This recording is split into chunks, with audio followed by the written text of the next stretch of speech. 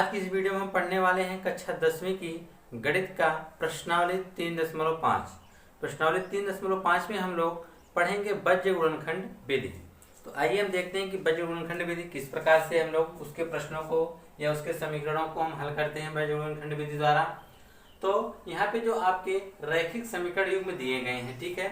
अब इन रैखिक समीकरण युग्मों को आपको बज्र गुणनखंड विधि से इसको हल करना है। तो पहले हम बज्र गुणनखंड विधि को किस प्रकार से हल करते हैं, पहले हम उसके सूत्र को देख लेते हैं, फिर उसके बाद हम लोग न्यूमेरिकल्स को सॉल्व करेंगे, ठीक है। तो जैसे मान लीजिए कि आपके पास कोई दो रैखिक युग्म समीकरण हैं।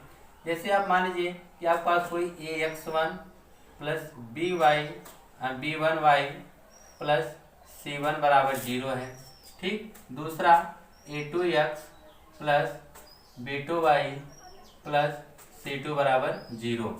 यह दो रैखिक समीकरण युग्म दिए गए हैं आपको, ठीक है। तो इसको आप सरल किस प्रकार से करेंगे, इसको आप सॉल्व किस प्रकार से करेंगे बज्र गुणनखंड विधि से। तो देखिए उसके लिए होता है, पहले हम यहाँ पे लिखते हैं x, फिर लिखते हैं y और फिर उसके बाद हम लिखते हैं a, ठीक है।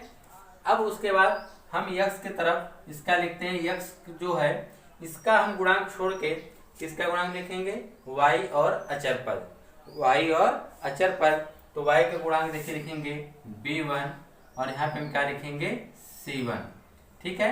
अब यहाँ पे उसी तरह से b2 और यहाँ पे क्या हो जाएगा c2 होगा, ठीक। अब हम y देखेंगे तो y का देखिए y वाला जब लिखेंगे तो y वाला पद हम छोड़ देंगे, यानी y के गुणांक छोड़ देंगे। तो y का जब हम गुणांक छोड़ेंगे तो इधर देखिए c1 तो c2 हो गया, बच क्या रहा है a1 और a2, ठीक है।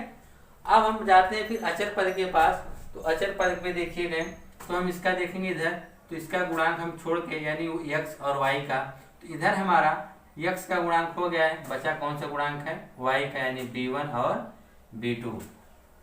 फिर से समझिए इसको, हम जब x का गुणांक लिखने जाएंगे यानी x वाले पद का मान निकालने के लिए हम x का गुणांक नहीं लिखेंगे, y और अचर पद लिखेंगे।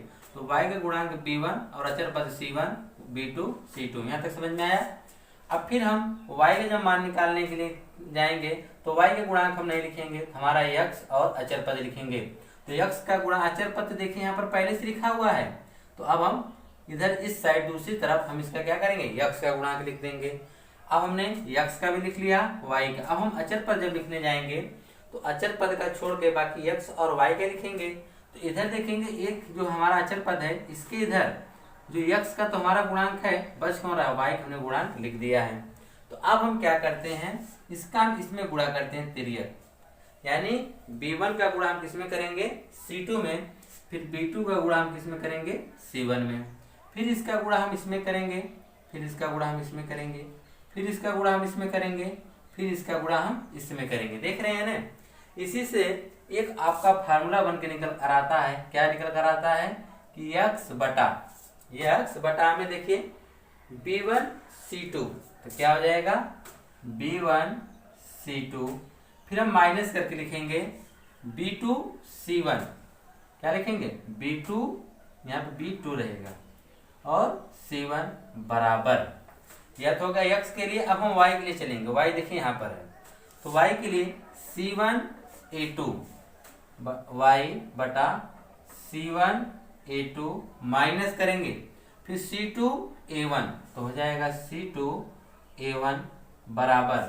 अब उसके बाद हम चलेंगे अचर पद एक के पास, यहाँ पे आपका एक हो जाएगा 1 बटा, तो अब 1 बटा देखेंगे यहाँ पर एक, तो a1 b2, यहाँ हो जाएगा a1 b2 minus a2 b1, तो यहाँ पे हो जाएगा a2 b1, क्या हो जाएगा a2 b1 होगा।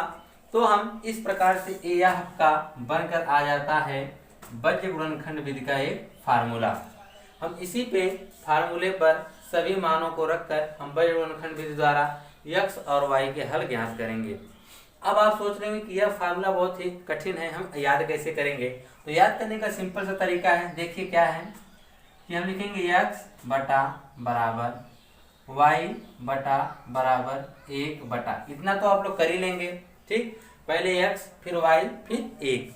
तो x जो है हम x का गुणांक नहीं लिखेंगे, तो x का गुणांक हम नहीं लिखेंगे, हमारे पास बचेगा कौन बी और सी बचेगा। क्या बचेगा? बी और सी। तो जब हमारा बी और सी बचेगा तो हमने यहाँ पे लिख दिया बी सी। ठीक है। अब उसके बाद हम वाई वाले के पास चलते हैं। तो वाई वाले के पास जब जा रहे हैं तो वाई वाले का गुणांक हम नहीं लिखेंगे तो हमको बच कौन रहा है? सी और ए बच रहा है। तो लास्ट में सी पे खत्म हुआ है, हम सी से स्टार्ट करेंगे। तो हमारा होगा सी ए। क्या होगा? सी ए होगा। ये चीज समझ में आया? वाई वाले में हम लोग बी वाला पद नहीं लेंगे क्योंकि वाई गुणांक हम नहीं लेंगे, तो बच कौन रहा है? सी और ए बच रहे हैं। तो हमारा देखिए सी पे खत्म हुआ है ना, हम यहाँ सी से स्टार्ट करेंगे। पहले सी को रखेंगे फिर ए को रखेंगे। अब आते हैं अचर पद के पास। अचर गुणांक में जब आते हैं तो C1 यानी C2 है, इसका तो हम गुणांक नहीं लिखेंगे, बच कौन रहा है? A2 और B2 यानी B और A बच रहे हैं। तो लास्ट में खत्म किस पे हो रहा है? A पर। तो हम A से स्टार्ट करेंगे, यानी A B। इतना तो समझ में आया? यानी B C C A A B। इतना करने के बाद जो चीजें हमने यहाँ पे लिखा है उसी को माइनस लिख देंगे, BC minus CA minus AB। यह चीज हमने लिख दिया। अब उसके बाद आप दो गिनती याद करेंगे, पहले 12 फिर 21। तो पहले हम लिखेंगे 12 माइनस 21, 12 माइनस 21, 12 माइनस 21। देख रहे हैं आपका फार्मूला बनकर तैयार हो गया। x बटा b1 c2 minus b2 c1, y बटा c1 a2 minus c2 a1 बराबर 1 बटा a1 b2 minus a2 b1। तो इस प्रकार से आपने देखा, यह याद करने का तरीका आपका है।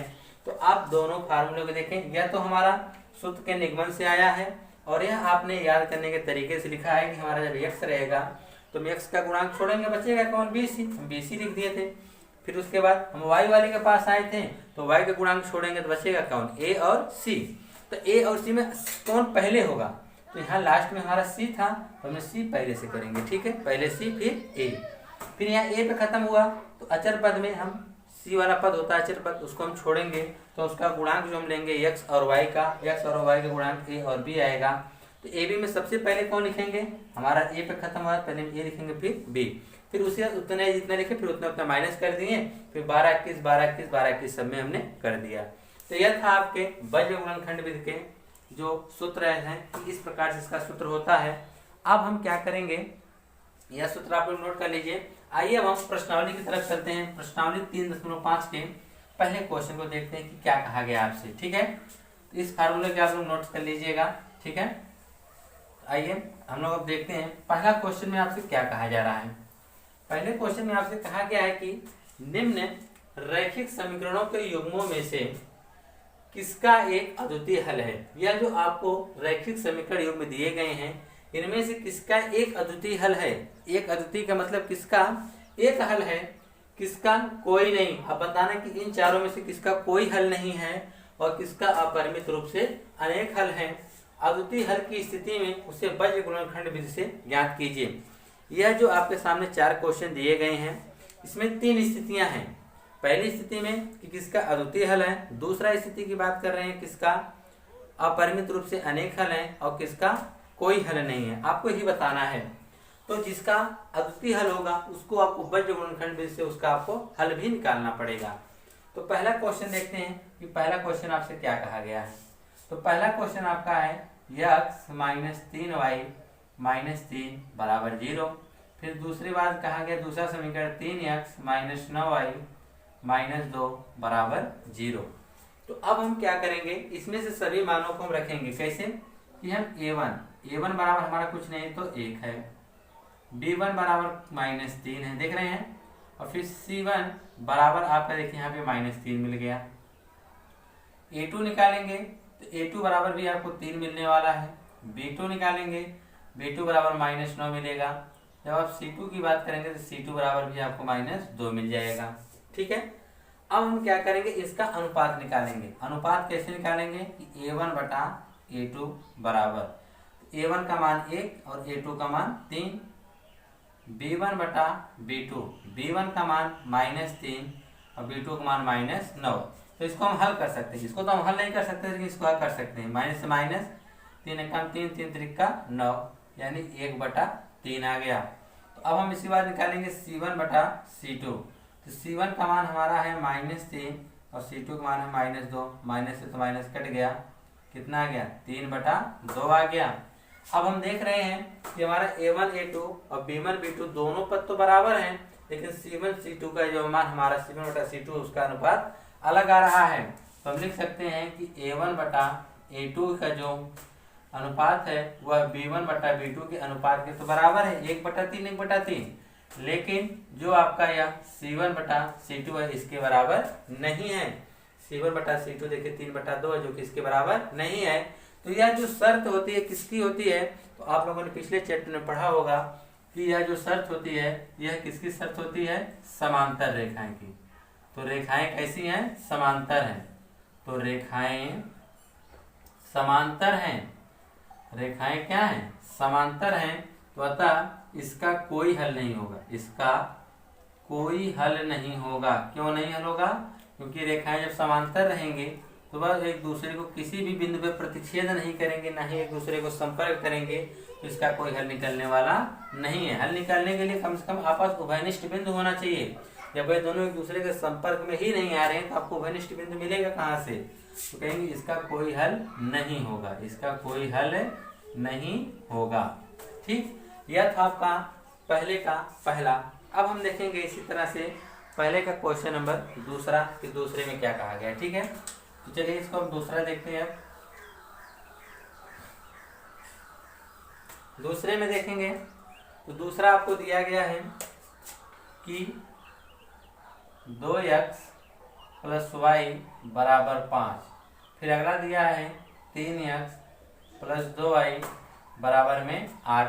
फिर हम यहाँ पे मान लेंगे कि a1 = 2, b1 बराबर, हाँ एक चीज और याद रखिएगा, जब हम गुणनखंड विधि हल करेंगे तो इसमें सबसे पहले हम क्या करते हैं, इसके बराबर में 0 रखते हैं। बराबर में क्या रखते हैं, 0 रखते हैं। तो 5 को भी पक्षांतर कर लेंगे तो आपका हो जाएगा 2x + y है, 5 इधर लाएंगे तो क्या हो जाएगा -5 = 0। आप शायद इसे समीकरण नंबर 1 मान सकते हैं।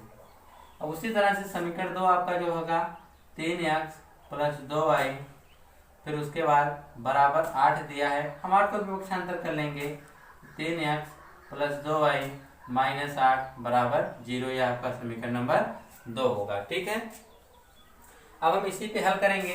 इसी पे हल करने के लिए आपको निकालना पड़ेगा a1, तो a1 का मान देखिए 2 है। फिर b1, तो b1 का मान देखेंगे तो 1 है। c1 का मान यहाँ पे कितना है, -5 है।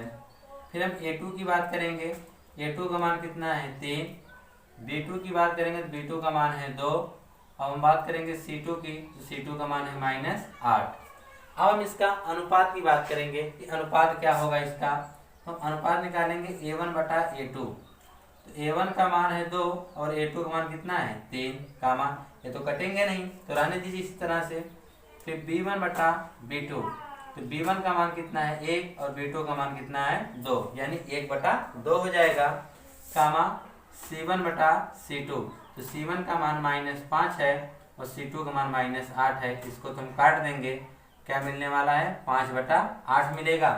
तो हमने तीनों अनुपात तो निकाला है, लेकिन तीनों अनुपात देखिए वह अलग अलग आ रहे हैं। ना ही a1/a2 b1/b2 के बराबर है, ना ही b1/b2 c1/c2 के बराबर है, तीनों अलग अलग हैं। तो हम लिख सकते हैं कि a1/a2 = b1/b2 = c1/c2। तीनों जो यह अनुपात हैं वह एक दूसरे के बराबर नहीं है। तो यह किसकी शर्त होती है, जब रेखाएं प्रतिच्छेद करती हैं। तो लिख देंगे जब रेखाएं क्या करती हैं, प्रतिच्छेद करती हैं, या लिख देंगे रेखाएं प्रतिच्छेद कर रही हैं। क्या कर रही हैं, प्रतिच्छेद कर रही हैं। जब रेखाएं प्रतिच्छेद कर रही हैं, जब रेखाएं प्रतिच्छेद करती हैं तो उनका एक हल निकलता है। क्या निकलता है, एक अद्वितीय हल निकलता है। तो कहेंगे इसका एक हल होगा, इसका एक अद्वितीय हल होगा, इसका एक अद्वितीय हल होगा, इसका एक अद्वितीय हल होगा। ठीक है, अब देखेंगे इसके बाद उसका हल होगा, लेकिन उसके हल को आपको निकालना है किस विधि से, बीज गुणनखंड विधि से निकालना है। तो अब हम इसके बाद बीज गुणनखंड विधि लगाएंगे। तो बीज गुणनखंड विधि के लिए आपको फार्मूला याद होना चाहिए। तो चलिए हम लोग यहाँ पे बीज गुणनखंड विधि लगाते हैं। तो यहाँ पे लिखेंगे वज्र गुणन विधि, वज्र गुणन विधि। तो अब हम यहाँ पर गुणनखंड विधि लगाएंगे, तो उसके लिए आपके पास फार्मूला होना चाहिए। फार्मूला हम कैसे लिखते थे, x बटा फिर y बटा फिर 1 बटा, यह तीनों आपस में क्या होते थे, बराबर होते थे। तो हम x का गुणांक में छोड़ेंगे तो हमको क्या मिलेगा, b c मिलेगा। क्या मिलेगा, b और c। जब हम y के आएंगे तो y का गुणांक क्या होता है, b, तो हम b को छोड़ेंगे तो क्या मिलेगा, a और c मिलेंगे। लेकिन पहले कौन होगा, c की a, तो लास्ट खत्म किस पे हो रहा है, c पे, तो हम c से स्टार्ट करेंगे, यानी a c a होगा। अब हमारा एक जो होता है अचर पद यानी c वाले पद को छोड़ेंगे तो मिलेगा कौन आपको, x और y। x और y का जो गुणांक होगा ab, तो ab में से हम सबसे पहले लिखेंगे किसको, तो खत्म किस पे हुआ, a पे ने, तो हम पहले a लिखेंगे, फिर क्या लिखेंगे, b। अब इतना ही आपको करना है, फिर कुछ भी नहीं करना है। आपको bc है तो यहाँ पे आप माइनस bc कर दीजिए, ac है तो ca है तो आप भी ca कर दीजिए, फिर माइनस ab है तो आप भी ab कर दीजिए। फिर दूसरा स्टेप, आपको 12 माइनस 21 करना है, पहले 1 फिर 2 फिर 2 फिर 1 फिर 1 फिर 2 फिर 2 1 1 और 2 फिर 2 और 1, सूत्र बनकर तैयार हो गया आपका। अब इसी फार्मूले पे आप सभी जो मान यहाँ पे आपने निकाल रखा है, इसी में से देखकर वहां पे हम क्या करेंगे, रख देंगे।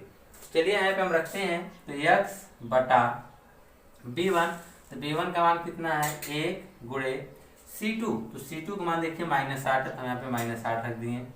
फिर क्या है, माइनस B2, तो B2 का मान देखिए यहाँ पर 2 है, हम 2 रखेंगे, गुणे C1, तो C1 का मान -5 है, तो यहाँ पे -5 कर दिए। फिर क्या हो जाएगा, बराबर y बटा C1, तो C1 का मान यहाँ पे -5 है, तो हम C1 का मान यहाँ पे -5 रख देते हैं। फिर गुणे A2, तो A2 का मान कितना है, 3, तो हम यहाँ पे 3 कर देते हैं। कितना कर देते हैं, 3, माइनस C2, तो C2 का मान -8 है, तो -8 रख देंगे, गुणे A1 का मान कितना है, 2, तो यहाँ पे हम 2 रख देंगे, ठीक है, बराबर 1 बटा A1 का मान कितना है, 2, और B2 का मान भी कितना है, 2, यानी 2 गुणे 2 हो जाएगा, 2 गुणे 2, माइनस A2 का मान देखिए 3 है, और B1 का मान 1 है, यानी 3 गुणे 1 हो जाएगा। ठीक है, इतना होने के बाद अब इसको हम हल कर देंगे। ठीक है, तो हम किस प्रकार से हल करेंगे, तो आप लोग यह चीज नोट्स कर लीजिए। ठीक है, अब इसको हम मिटा देते हैं। ठीक है, तो अब इसको मिटा देते हैं, इधर साइड में हल कर देते हैं उस क्वेश्चन को। जब उसको हम हल करेंगे तो देखिए हमको क्या मिलने वाला है, लिखेंगे x बटा 1 का 8 में गुणा करेंगे तो -8 मिलेगा, फिर माइनस माइनस प्लस 5 दूना 10 बराबर y बटा 5 का 3 में गुणा करेंगे तो माइनस होगा, लेकिन 5 3 15 -15। फिर यहाँ पे देखिए माइनस माइनस क्या हो जाएगा, प्लस 8 दूनी 16 हो जाएगा, बराबर 1 बटा में फिर देखिए 2 दूना 4 -3 एकम 3, यानी 4 -3 हो जाएगा। और भी इसे हम हल कर सकते हैं, यह हो जाएगा x बटा 10 में से अगर आप 8 घटाएंगे यानी -8 में आप 10 जोड़ेंगे तो आपको 2 मिलेगा, बराबर y बटा 16 में से आप 15 घटाएंगे तो आपको 1 मिलेगा, बराबर 1 बटा 4 -3, जिसको हल करेंगे तो आपको क्या मिलेगा, 1 मिलेगा। ठीक है, अब देखिए यह तीनों तो आपस में बराबर हैं, लेकिन आपको तो x का मान निकालना है। तो x का जब हम मान निकालेंगे तो x का मान निकालने के लिए हम क्या करेंगे, इन दोनों को हम एक साथ कर लेंगे, यानी x बटा 2 बराबर 1 बटा 1 होगा।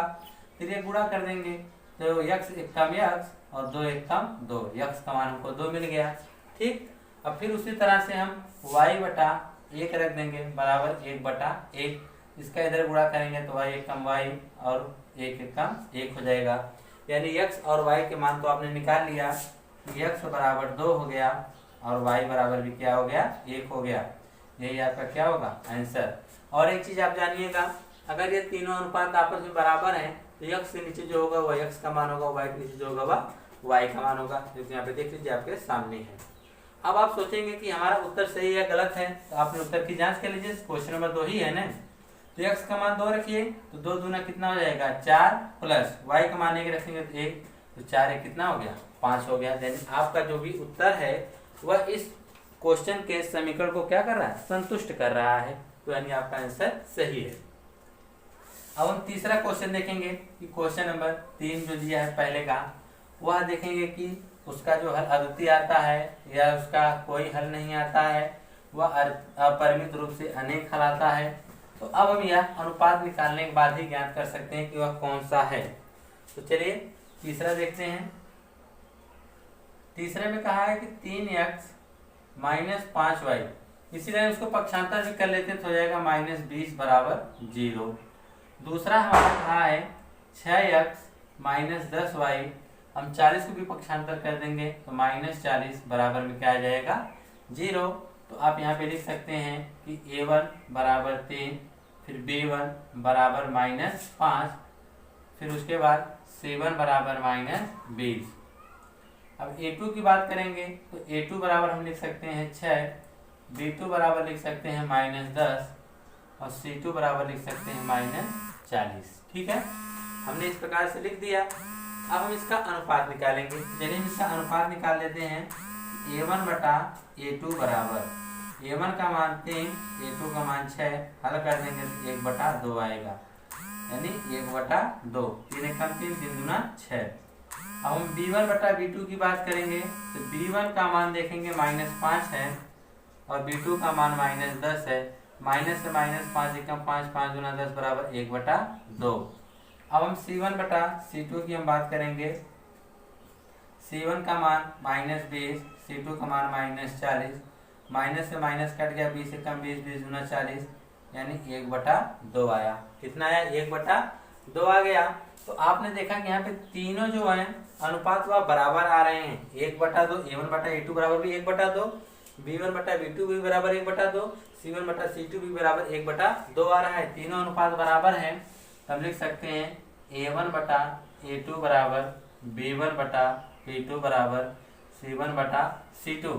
जब तीनों अनुपात हमारे बराबर होते हैं तब कौन सी रेखाएं होती हैं? समपाती रेखाएं होती हैं। तो रेखाएं कैसी हैं? समपाती हैं। रेखाएं समपाती हैं। जब रेखाएं समपाती होती हैं तो क्या कहते हैं? जिसके अपरिमित रूप से अनेक हल होते हैं। अपरिमित रूप से क्या होते हैं? अनेक हल होते हैं। यहाँ पे हम लिख सकते हैं अपरिमित रूप से अनेक हल होते हैं। अपरिमित रूप से अनेक हल होते हैं। अनेक हल होते हैं। क्या होते हैं? अपरिमित रूप से अनेक हल होते हैं। तो यह था आपका क्वेश्चन नंबर 3। अपरिमित रूप से, क्योंकि इसमें बज्रगुणनखंड विधि किसमें लगाना है? जिसका द्वितीय हल हो। ठीक है, अब इसके अनेक हल होंगे तो आप बज्रगुणनखंड विधि से इसके हल नहीं निकाल सकते हैं। ठीक है, तो आइए अब हम इसका क्वेश्चन नंबर 4 देखते हैं। क्वेश्चन नंबर 4 क्या है, इसको आप लोग नोट्स कर लीजिएगा। ठीक है,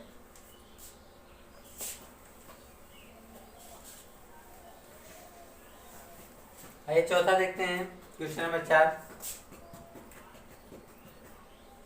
कहा गया कि x माइनस 3y माइनस 7 बराबर 0। इधर बराबर 0 पहले से दे दिया है। ठीक है, फिर अगला आपसे कहा है कि 3x माइनस 3y माइनस 15 बराबर में 0 दिया है। ठीक है, तो चलिए अब हम देखते हैं कि क्या हल आता है इसका। तो हम पहले इसका अनुपात निकालेंगे कि a1 बराबर हमको क्या मिलेगा 1, b1 बराबर भी हमको क्या मिलेगा -3, c1 बराबर हमको क्या मिलने वाला -7। हम a2 निकालेंगे, a2 भी हमको 3 मिलेगा। b2 की बात करेंगे तो b2 भी हमको -3 मिलेगा। c2 की बात करेंगे तो कितना मिलेगा -15। या तो आप लोग a1 a2 b1 b2 और c1 c2 तो लिख ही सकते हैं। फिर उसके बाद हम इसका अनुपात निकालेंगे a1 बटा a2। तो a1 का अनुपात 1, a2 का अनुपात 3, यानी 1/3 आ जाएगा। फिर b1 बटा b2 हम निकालेंगे तो b1 का मान -3, b2 का भी मान -3, माइनस से माइनस 3 एकम 3, 3 एकम 3, यानी 1/1 हो जाएगा। फिर उसके बाद हम c1 बटा c2 करेंगे तो c1 का मान हमारा -7 और c2 का भी मान हमारा -15। तो माइनस से माइनस कट जाएगा, क्या होगा 7/15। तो आप यहाँ देख रहे हैं a1 बटा a2, b1 बटा b2 और c1 बटा c2, तीनों जो अनुपात है वह अलग अलग आ रहे हैं। जब तीनों अनुपात अलग अलग आ रहे हैं तो इसका मतलब रेखाएं क्या कर रही हैं? प्रतिच्छेद कर रही हैं। तो a1 बटा a2 is not equal to b1 बटा b2 is not equal to C1/C2। जिससे क्या स्पष्ट होता है, रेखाएं प्रतिच्छेद कर रही हैं, रेखाएं प्रतिच्छेद कर रही हैं, रेखाएं प्रतिच्छेद कर रही हैं।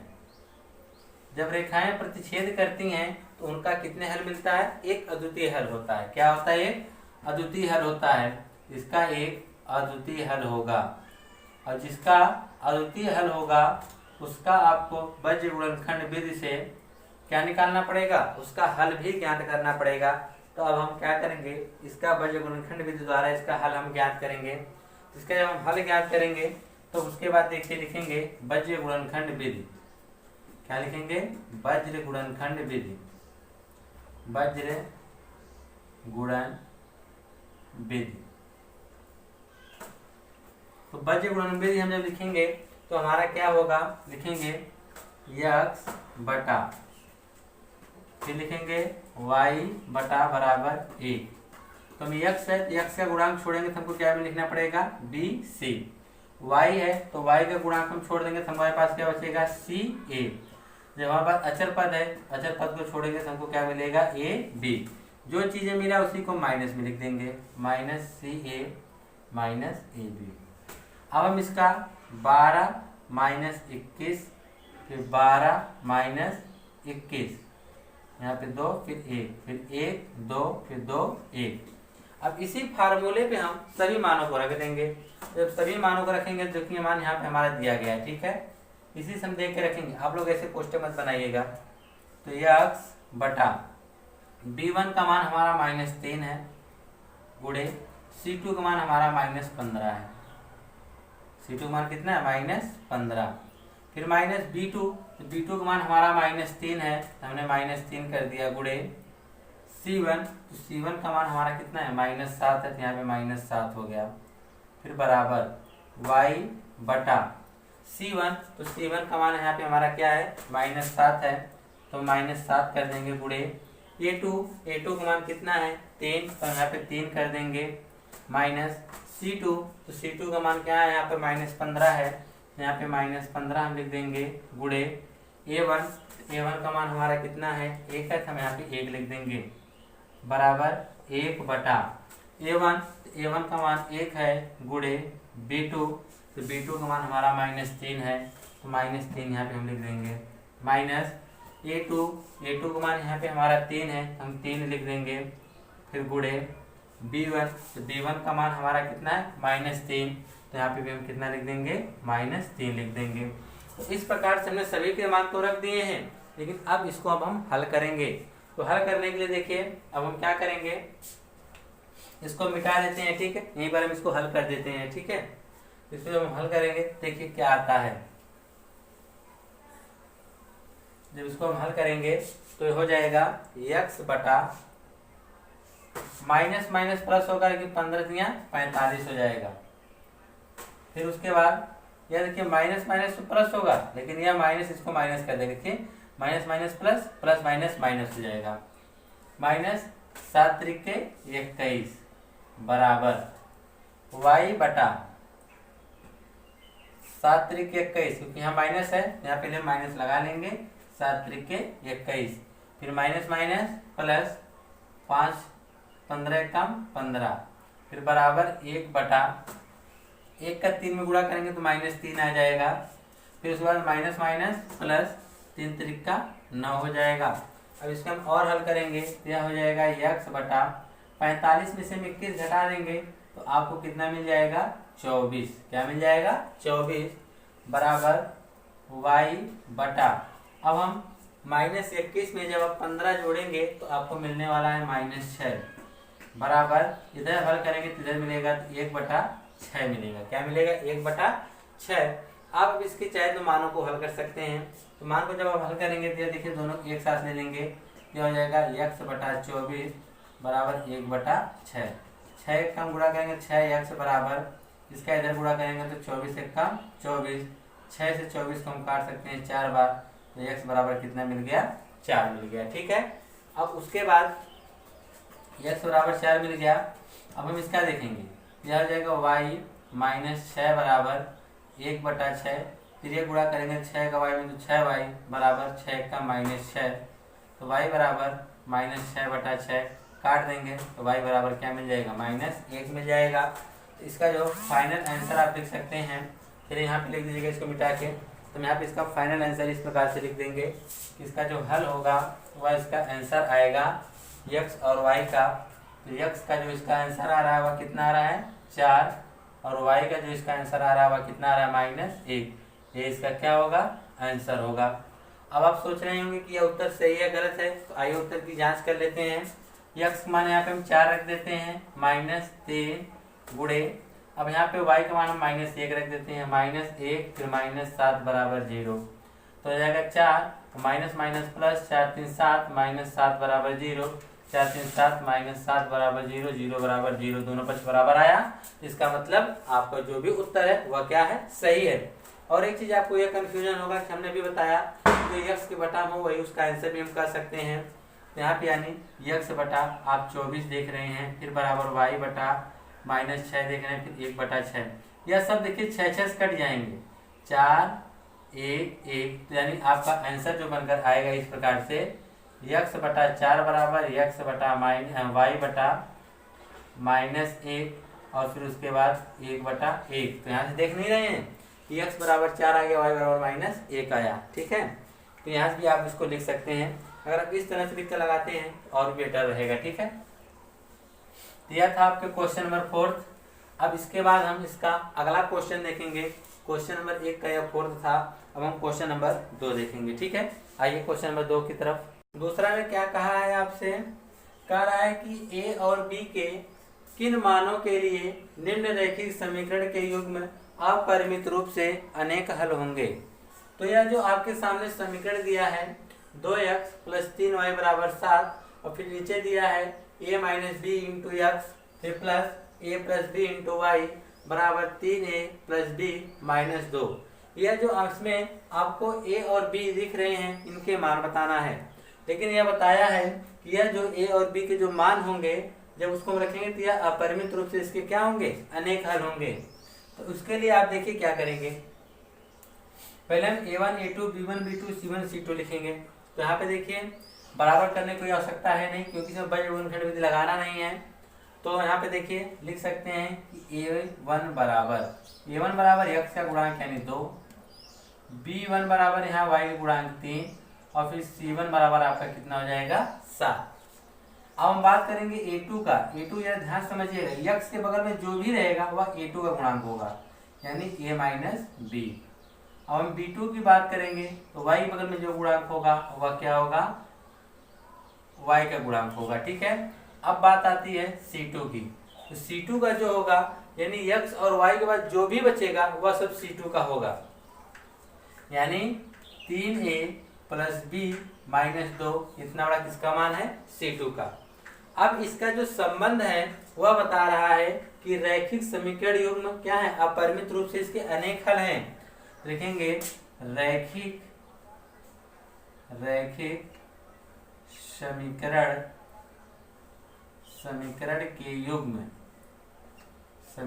के युग्म के अपरिमित रूप से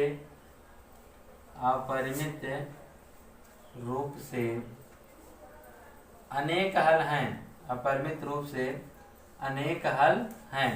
जब इसके अनेक हल होंगे तो हमारी शर्त क्या होगी कि a1 बटा a2 बराबर b1 बटा b2 बराबर c1 बटा c2, यही ना होता है अपरिमित रूप से अनेक हल की शर्त।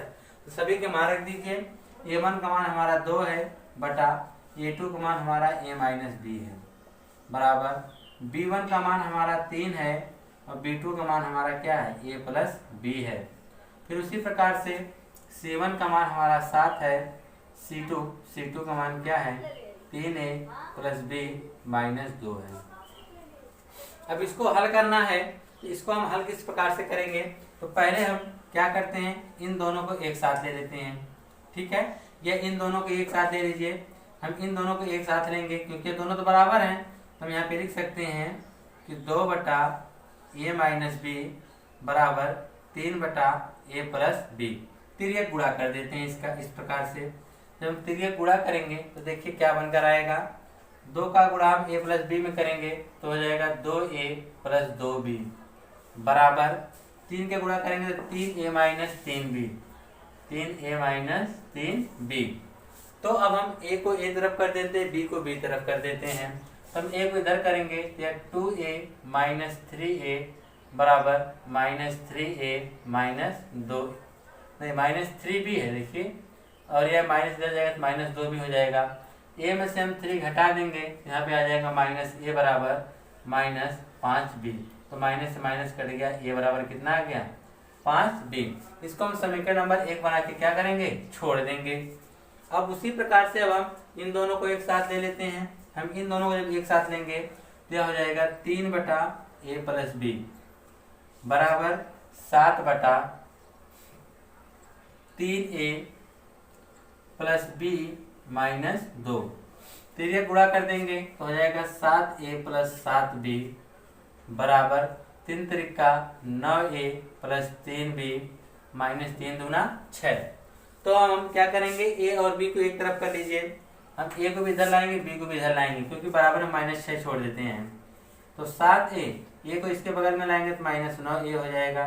फिर प्लस 7b, अब 3 को इधर लाएंगे तो माइनस 3b बराबर माइनस 6।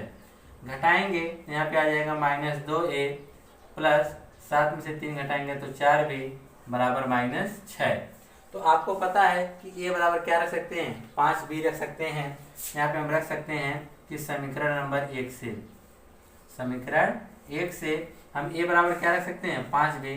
तो माइनस 2 गुणे a का मान कितना है 5 में, यहाँ पे हम 5b रख देंगे प्लस 4b बराबर माइनस 6। 5 दूना 10 माइनस 10b प्लस 4b बराबर माइनस 6। अब उसके बाद देखिए, हम देखिए माइनस 10 में अगर आप 4b जोड़ेंगे तो वह कितना आ जाएगा माइनस 6b आ जाएगा। तो माइनस 6b बराबर माइनस 6।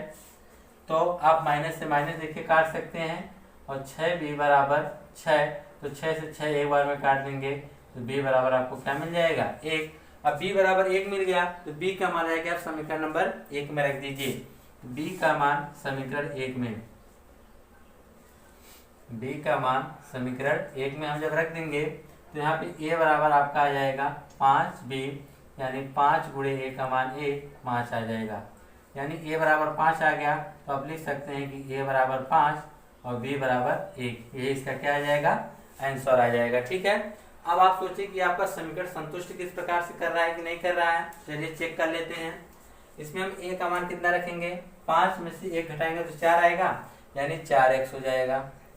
फिर प्लस इसमें देखिए 5, 4 का मान 5, 1 का मान 6, 5 1 6y हो जाएगा। फिर बराबर यहाँ पे देखेंगे 3, a का मान रखेंगे 5 3 15, 15 में 1 जोड़ देंगे, 15 में हम 1 जोड़ देंगे कितना हो जाएगा 16, और 16 में से 2 घटा देंगे कितना आ जाएगा 14। तो देखिए जो समीकरण 1 है यह सिर्फ उसी का 2 गुना है, यह सिर्फ उसी का क्या है 2 गुना है।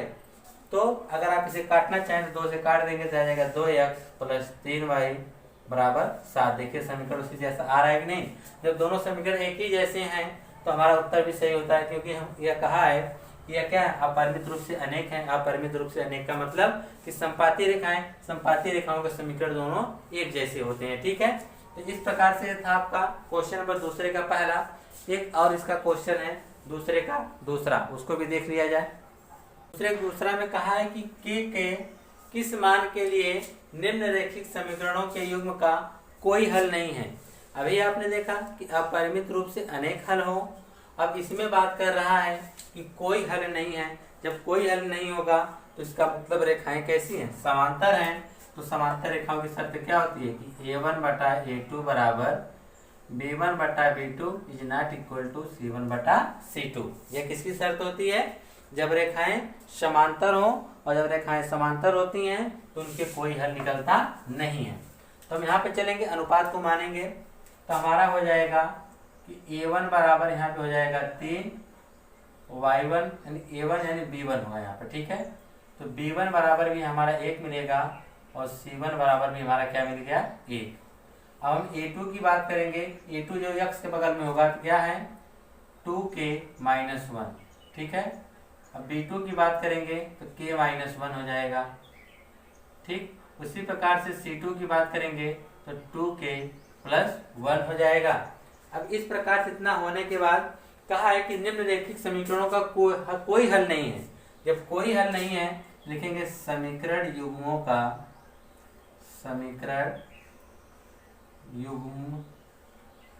कोई हल नहीं है। समीकरण युग्म का कोई हल नहीं है।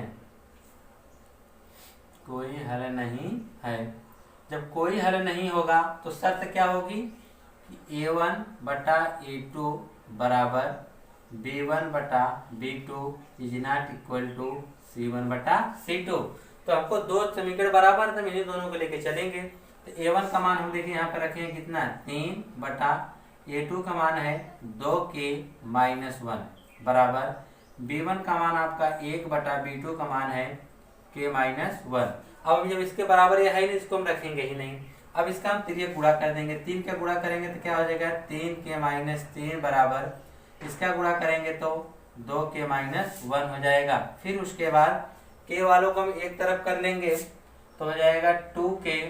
अब 3k है यहाँ पे कितना है 3k और 2k इधर करेंगे तो माइनस 2k हो जाएगा बराबर माइनस 1 तो पहले से ही है और 3 को उधर कर देंगे तो क्या हो जाएगा प्लस 3। अब 3k में से 2k घटा देंगे कितना आ जाएगा k बराबर। अब 3 में से 1 घटा देंगे कितना आ जाएगा 2। 3 में से आप 1 घटा देंगे कितना आ जाएगा 2। तो यहाँ से आपने देखा कि k बराबर कितना निकल कर आ गया 2 आ गया।